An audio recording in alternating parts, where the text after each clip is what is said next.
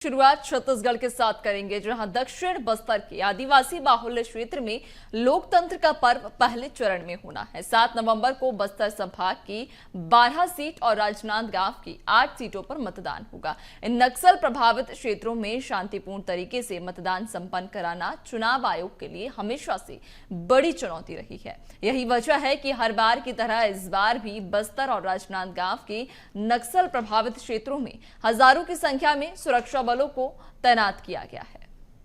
जैसे जैसे चुनाव की तारीख नजदीक आती जा रही है, वैसे ही नक्सलियों की गतिविधियों में भी विरोध के साथ सक्रियता दिखाई देने लगी है। बस्तर के अंदरूनी इलाकों में जहां नक्सलियों की हुकूमत जनता पर सरकार की पकड़ से मजबूत है, जहां नक्सलियों की समांतर सरकारें चलती हैं, ऐसे इलाकों में लोकतांत्रिक शांतिपूर्ण तरीके से चुनाव संपन्न कराना बड़ा चैलेंज हो जाता है। माओवादी संगठनों द्वारा विधानसभा चुनाव के विरोध के स्वर गूंज रहे हैं। नक्सलियों के बीहड़ में चुनावी माहौल जानने नदी नालों को पार कर बीएसटीवी की टीम माओवादियों के गढ़ में पहुंची। इस दौरान माओवादी संगठन द्वारा जगह जगह पर्चा लगाकर और लकड़ी के पट्टों में विधानसभा चुनाव का बहिष्कार करने और विरोध दर्ज करने जैसी बातें लिखी हैं। पहले चरण में विधानसभा चुनाव होना है। वैसे में 7 नवंबर को पहले चरण का चुनाव है और नक्सल प्रभावित क्षेत्र में माओवादियों द्वारा इस चुनाव का विरोध जताया जा रहा है। आपको हम एक तस्वीर दिखाएंगे जिसमें साफ तौर पर छत्तीसगढ़ विधानसभा चुनाव को लेकर बहिष्कार करने जैसी इस पोस्टर में लिखा हुआ है, जो नक्सलियों द्वारा साफ तौर पर इस अंदरूनी क्षेत्रों में पूरी तरह से इस विधानसभा चुनाव को लेकर विरोध जताया गया है।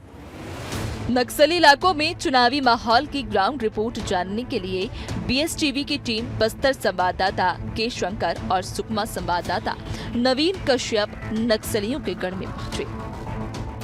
आप टीवी स्क्रीन पर जो तस्वीरें देख रहे हैं या तस्वीर में बात की जाए तो अंदरूनी इलाकों में नक्सलियों का परमान है। नक्सलियों का परमान आने वाले विधानसभा चुनाव को लेकर के है, जो कि बस्तर में पहले चरण का मतदान होना है।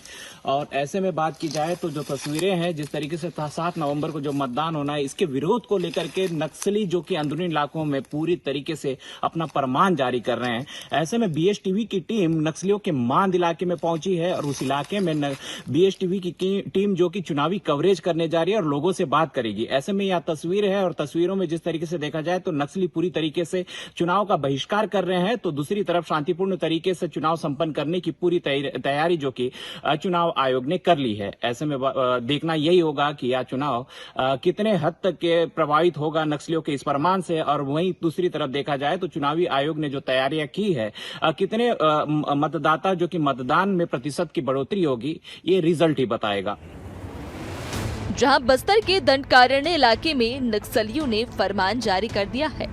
चुनाव बहिष्कार को लेकर जगह जगह बैनर, पोस्टर, पर्चे देखने को मिल रहे हैं। हमारे संवाददाता जब दंडकारण्य के लालगढ़ में पहुंचे और मौके से वर्दीधारी नक्सली भी कैमरे में कैद हुए। ये एक्सक्लूसिव तस्वीरें देखें हमारे संवाददाता के शंकर के साथ, जहां नक्सल प्रभावित क्षेत्र में चुनाव को लेकर कैसा माहौल है और ग्रामीणों में भी खौफ है।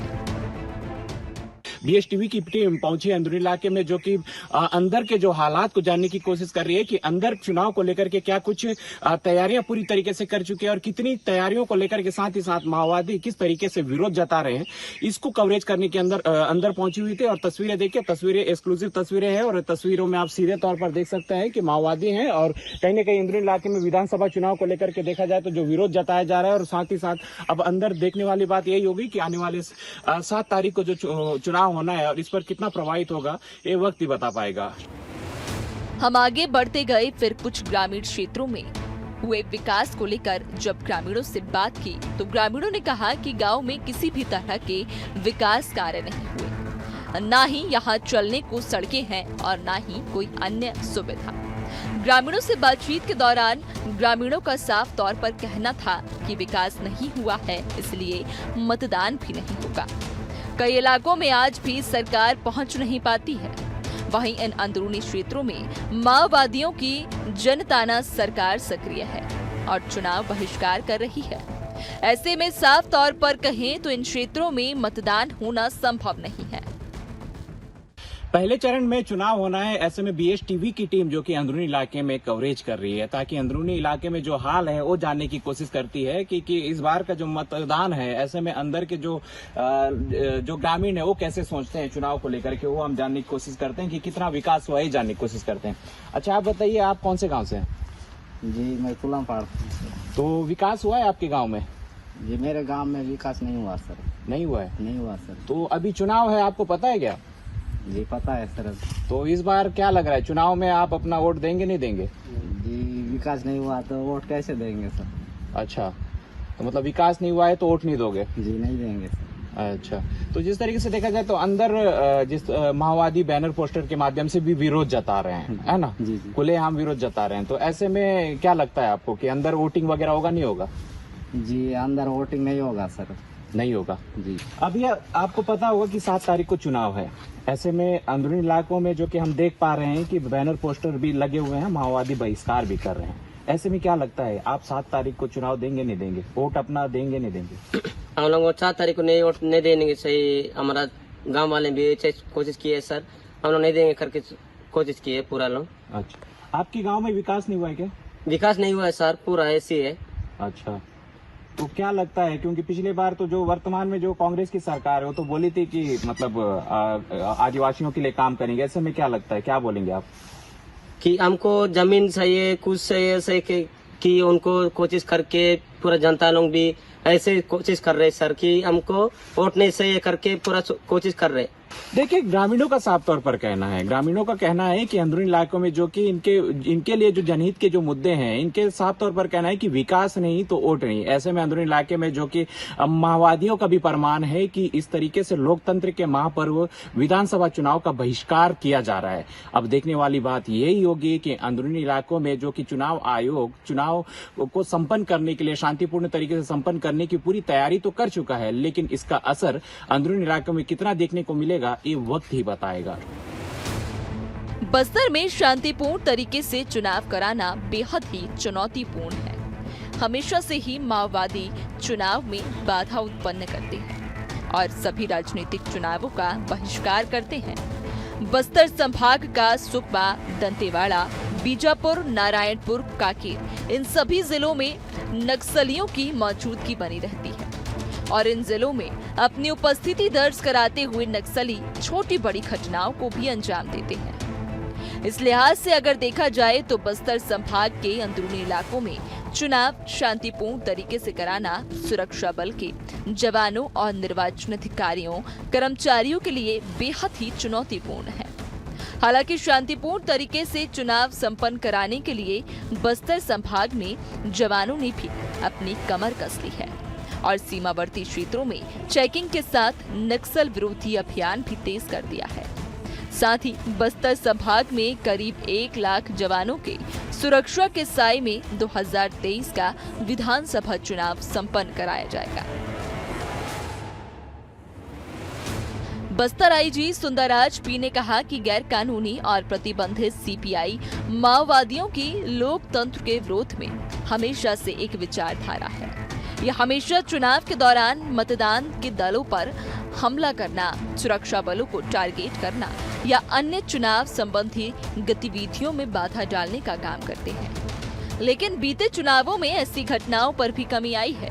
साल 2018 के चुनाव में नक्सली किसी बड़ी वारदात को अंजाम नहीं दे सके। इन सभी विषयों को देखते हुए 2023 के विधानसभा चुनाव को भी शांतिपूर्ण तरीके से संपन्न कराने की तैयारी है।